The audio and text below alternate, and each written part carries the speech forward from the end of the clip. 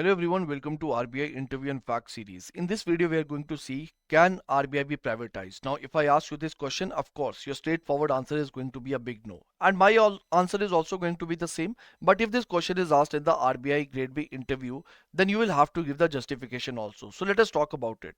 So first of all, if we talk about the present legal structure of RBI, we know that it comes under RBI Act and it was nationalized in the year 1949, right? And it is a central bank of our nation. Now, would it be feasible to convert RBI into a private bank? Of course, the answer is no, because RBI basically perform different type of sovereign functions that are critical to the nation's economic stability.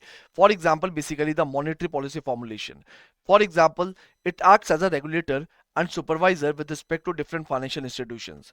It also acts as an issuer of currency, right? It has the monopoly on issuing currency notes, right? And it would not be feasible to delegate this crucial responsibility to the private entity, right? That is another point.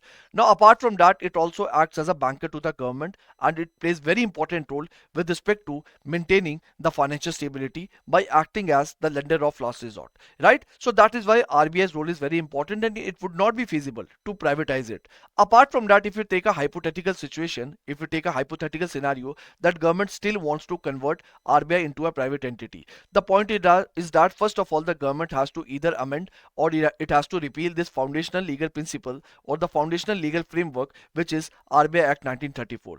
Apart from that, it will also has to repeal or amend this Reserve Bank Transfer to Public Ownership Act 1948, right? Then only government can think about it. And if I talk about the present situation, it is not a part of our current policy discourse, right? And it is going to be very complex mechanism both politically as well as economically, right? So that is the idea.